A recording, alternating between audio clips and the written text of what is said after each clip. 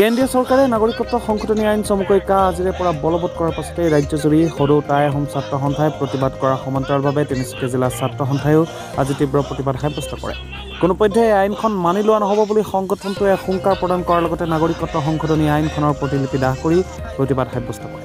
চৰকাৰ বিৰোধী বিভিন্ন শ্লোগানেৰে প্ৰতিলিপি দাহ কৰি কালিৰে পৰা আটাচুৰ নেতৃত্ব আন্দোলন আৰু তীব্ৰতৰ হ'ব বুলি ছাত্ৰ সন্থাই হুংকাৰ প্ৰদান কৰে।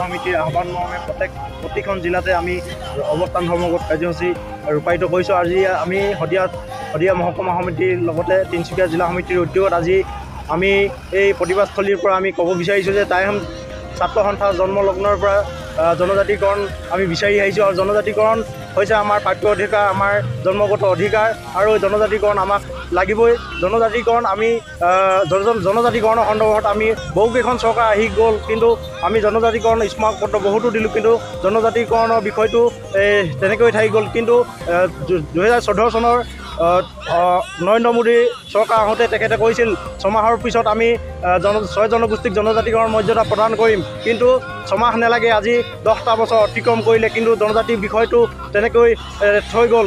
শেহতীয়াকৈ যোৱাকালি যিহেতু কাখন বলবৎ কৰিছে, আমাৰ জনজাতিকৰণৰ বিষয়টো বহুদিনীয়া দাবী পিছ পেলাই কিনে হঠাৎ 19 চনৰ পৰা কা আইনখন আজি 4টা বছৰতে সিহঁতে বলবৎ কৰিলে, কিন্তু জনজাতিকৰণ বিষয়টো বহু আগৰ পৰা চৰ্চিত হৈ আছিলে, কিন্তু সেইটো গাপ দি থোৱা যেন আমাৰ অনুভৱ হৈছে। গতিকে আমি টাই আহোম ছাত্ৰ সন্থাই ক'ব বিচাৰিছোঁ, যদি আগন্তুক লোকসভা নিৰ্বাচনৰ পূৰ্বত আমাৰ এটা সঠিক সিদ্ধান্ত দিয়ক আৰু চূড়ান্ত সিদ্ধান্ত দিয়ক। যদি নিদিয়ে জনজাতিকৰণ মৰ্যাদা আমাক যদি প্ৰদান নকৰে সেইটোও কওক, আৰু জনজাতিকৰণৰ লগতে আমাৰ 6 জনগোষ্ঠীৰ লগতে টাই আহোম জনগোষ্ঠীটোক আমাৰ স্বায়ত্ব শাসন মৰ্যাদা প্ৰদান কৰক।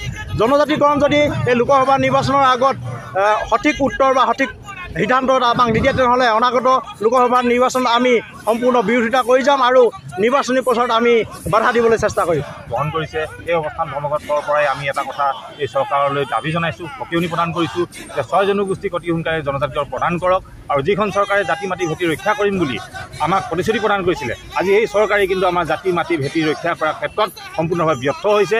আমাৰ জাতি যাওঁ অৱস্থা, আমাৰ ভেটি যাওঁ অৱস্থা। যোৱাকালি আপোনালোকে সকলোৱে অৱগত যে কি ধৰণে বলপূৰ্বকভাৱে অসমৰ ৰাইজৰ ওচৰত কাখন জাপি দিছে। কা আমি নামানো বুলি কৈ থকাৰ পাছতো, অসমৰ ৰাইজে প্ৰতিবাদ কৰাৰ পাছতো, গণতান্ত্ৰিকভাৱে প্ৰতিবাদ কৰাৰ পিছতো কিন্তু এই চৰকাৰখনে আমাৰ প্ৰতিবাদক আওকাণ কৰিলে। আৰু আমি আৰু এটা কথা এই প্ৰতিবাদস্থলীৰ পৰা আমি চৰকাৰক ক'ব বিচাৰিছোঁ যে আমি টাই আহোমে যি আমাৰ ন্যায্য দাবী, আমাৰ সাংবিধানিক যি প্ৰদত্ত অধিকাৰ জনজাতিকৰণ, এই জনজাতিকৰণৰ কাৰণেও কিন্তু আমি এক দীৰ্ঘদিনীয়া আমি আন্দোলন কৰি আহিছোঁ। এই আন্দোলনকো এই চৰকাৰখনে কোনো ধৰণে গুৰুত্ব প্ৰদান কৰা নাই, আৰু আজি আমি সকলো টাই আহোম জনগোষ্ঠীৰ লোক একগোট হৈছোঁ, আৰু আজি এই প্ৰতীকী হিচাপে আমি ইয়াত অৱস্থান ধৰ্মঘট কৰিছোঁ।